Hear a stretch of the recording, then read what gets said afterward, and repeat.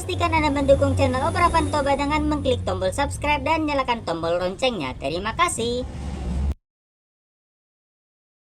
Dahulu kala di Dolok Holbung, hiduplah Amarojan yang kaya raya. Amarojan selalu mendapatkan yang ia mau. Bahkan dengan cara apapun. Amarojan memiliki satu-satunya anak laki-laki yang diberi nama Romora Januar. Amarojan sendiri sangat senang melihat orang susah dan susah melihat orang senang. Paden-paden Sorpa ini sepertinya mampu membayar hutangnya pada aku. Ini tidak bisa dibiarkan. Hei kalian, pindahkan segera patok sawi ini ke pematang yang di sebelah sana. Apa yang sudah kau lakukan, Rozan? Mengapa kau menggeser patok sawah milik Sorpa kakakku? Bunga hutang kakakmu itu sudah terlalu banyak. Aku coba meringankan bebannya dengan menggeser patok sawah ini. Lagi pula ini bukan urusanmu. Yang aku tahu, perjanjian hutang yang kalian buat hingga masa panen ini berakhir. Jika kalian bisa mengembalikan uangnya sekarang, maka patoknya akan kukembalikan sekarang seperti semula. Bagaimana? Apakah kalian bisa? Kami meminjam uangmu untuk mengobati anakku yang hampir mati digigit anjingmu. Mana aku peduli, itu anakmu saja yang lemah kalah lari dengan anak anjing. Hahaha, bodoh. Sungguh kejamnya dirimu. Sudah banyak orang yang hampir mati mempertahankan haknya karena keserakahanmu. Semoga kalau anakmu ini akan mati karena keserakahanmu. Aku ini Datu Sohahuaun, pengendali api dan air, takkan mempan sumpah serapah apapun. Jangan-jangan kau akan lebih dulu pindah alam. Begitulah Amarojan yang selalu angkuh dengan yang dia miliki. Tidak ada yang ditakutinya. Suatu ketika ibu dari Sorpa meninggal. Setelah pemakaman, para keluarga dan kerabat berkumkan menyemangati keluarga yang ditinggalkan. Di hidup ini, kita hanya bisa berharap. Namun, kuasa Tuhanlah yang akan jadi. Nak, ini ada sedikit membantu untuk meringankan bebanmu. Sombong sekali dirimu. Kau mau memberi, utangmu pun tidak bisa kau bayar. Simpan uangmu itu. Tidak perlu ada siapa saja yang memberi. Semua biaya pemakaman sudah aku yang tanggung. Sebagai gantinya, ladang yang ada di Duluk menjadi milikku. Harga ladang itu terlalu mahal untuk biaya pemakaman kakakku. Kau sungguh serakah. Bagimu itu terlalu mahal, tetapi itu belum cukup. Sebab ia sudah banyak meminjam uangku saat mengobati si Sorpa dan ayahnya yang dulu. Dan rumah ini sudah menjadi jaminannya. Lalu, apakah kau juga akan merampas rumah ini? Tidak. Kali ini aku berbelas kasih. Rumah ini tetap menjadi milik Sorpa. Tetapi Sorpa tetap berhutang dari hutang ibunya. Sorpa sangat terkejut mendengar kenyataan pahit setelah kematian ibunya. Ia bermaksud meninggalkan kampung halamannya, setidaknya untuk sementara waktu. Berbekal seadanya, Sorpa pergi merantau berharap nasib bisa berubah. Tak lupa Sorpa membawa seruling peninggalan ayahnya. Selain melepas rindu, serulingnya juga menemani perjalanan hutan demi hutan, kampung demi kampung menemukan tujuan hidup. Sebaiknya aku beristirahat di sini. Aku sudah kehabisan bekal. Aku sudah kehabisan bekal. Bersediakah kau menunjukkan sumber air? Setidaknya sekedar melepas dahagaku.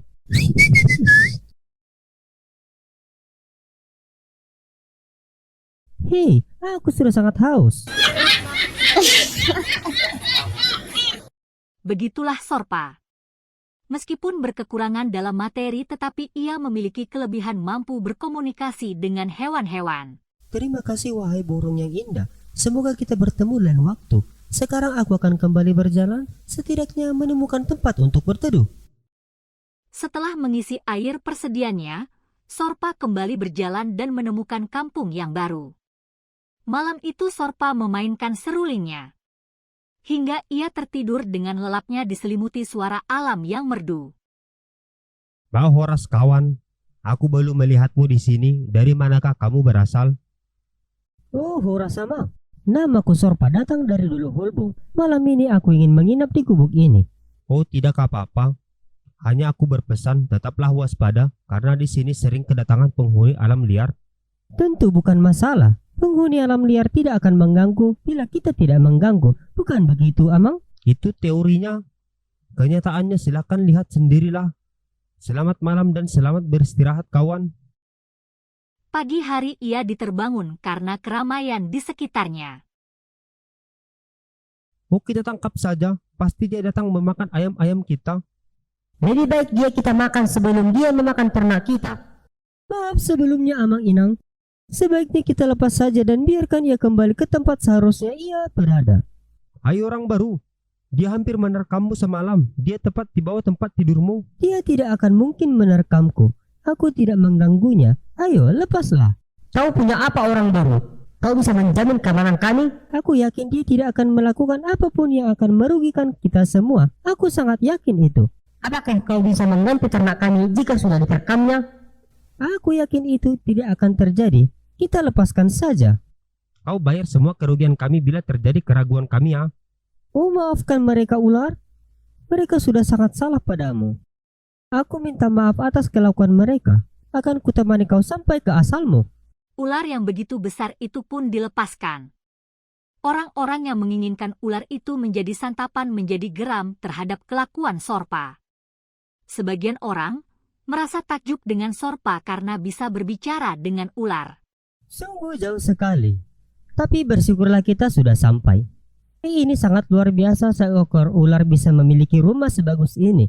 Baiklah ular, aku tidak punya nama untukmu. Aku akan kembali melanjutkan perjalananku. Sampai jumpa di lain waktu. Beristirahatlah sebentar. Kau sudah sangat lelah berjalan pemuda tampan. Abagoy, siapa kau? Kenapa kau tiba-tiba ada di sana? Akulah ular yang kamu selamatkan. Hatimu sangat tulus. Tinggallah sebentar. Hanya kau yang bisa mendengarkan aku. Boru Marsisik menceritakan kutukan yang menimpa dirinya. Sementara Sorpa mendengarkan dengan seksama. Begitulah aku dikutuk dan dibuang dari kerajaanku. Dan hanya ada satu cara untuk menghilangkannya. Yang dilakukan oleh orang tulus dan penolong sepertimu. Lalu dengan apa aku bisa menghilangkan kutukanmu? Bawalah aku kepada orang tuamu dan menikahlah denganku. Bagaimana mungkin aku bisa menikah sementara aku masih banyak hutang? Percayalah, sekejap mata semua akan berubah. Sorpa dan Boru Marsisik pulang ke Dolok Holbung. Sepanjang perjalanan, Sorpa menceritakan kehidupannya. Tentang orang tuanya yang sudah tiada dan hutang-hutang yang ditanggungnya. Beraninya kau memanen padi milik si Sorpa. Sudah jelas ladang ini adalah milikku. Tentu saja tanaman di atasnya adalah milikku juga.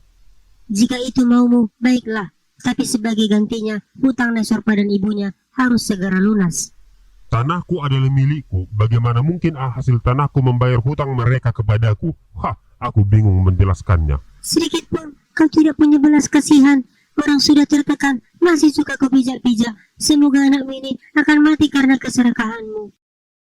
Orang-orang di Dolok Holbung terkejut melihat kepulangan Sorpa bersama ular besar. Mereka menemui Amataruli dan menceritakan segalanya. Lalu, apa yang harus aku perbuat? Bagaimana mungkin kalian bisa menikah? Uraslah kami berdua. Amataruli melakukan seperti yang dikatakan Sorpa. Dan ajaib ular itu berubah menjadi sesosok wanita cantik dengan segala perhiasannya. Ambil dan bungkuslah sisiku. Lalu, bayarlah hutangmu. Itu sudah lebih dari cukup. Sorpa bergegas menemui Amarojan dan memberikan yang ular beri. Dan benar saja, semakin jauh ia berjalan kantong yang ia bawa semakin berat saja. Aku datang membayar hutang-hutangku dan sekalian menebus ladang yang pernah engkau sita. Hebat sekali dirimu berkata, nak. Kau punya apa untuk menebusnya? Terima dan hitunglah, itu sudah lebih dari cukup. Luar biasa. Hanya dalam sekejap mata kau bisa mengumpulkan emas sebanyak ini. Kau mencuri dari mana, nak? Aku tidak sepertimu yang mau mengambil semau hatimu. Apalagi untuk mencuri, itu tidak mungkin kulakukan. Baiklah, aku tidak perlu tahu kau mencuri dari mana. Yang pasti, dengan sekantong emas ini aku akan mengembalikan ladang dan menghapus hutang-hutangmu. Semoga tidak ada lagi orang seperti aku yang berhutang kepadamu. Hebat sekali dia. Hanya dalam waktu sebentar saja dapat mengumpulkan emas sebanyak ini. Kami sudah melihat bagaimana dia menjadi kaya raya seperti itu. Dia menikah dengan ular besar yang dibawanya dari hutan belantara. Kalau begitu segera cari ular paling besar yang ada di hutan. dan kita akan nikahkan dengan anakku. Hahaha. Pengawal Amarojan pergi ke hutan mencari ular paling besar di hutan. Dengan senang mereka kembali membawa ke hadapan Amarojan. Setelah aku memasukkan ular ini, lalu percikanlah air dari cawan ini. Seperti itulah yang aku lihat yang mereka lakukan. Masuklah ke dalam nak, dan sebentar lagi kita akan menjadi lebih kaya. Ya. Rojan masuk ke dalam gubuk. Kemudian ular itu pun dimasukkan. Segera Amarojan memercikan air dari cawan. Sepertinya ular ini menatapku tajam. Memang seperti itu nak, tenang saja. Dia mulai melilit kakiku. Tahan sebentar, sedikit lagi naik kau akan merasa nyaman. Dia sudah melilit aku. Aku sudah bernapas. Ingat kaya raya nak, kita akan semakin kaya. Begitu kalian saling bertatapan, minta yang banyak, minta yang paling banyak. Tolong keluarkan aku dari sini. Aku sudah digigitnya. Tolong. Hahaha, kita akan kaya nak. Kau harus tahu nak, bahwa kenikmatan itu terkadang harus menyakitkan terlebih dahulu. Yang penting kaya. Hahaha. Lama-kelamaan teriakan anak Amarojan semakin terdengar ketakutan. Semakin lama akhirnya tidak terdengar lagi.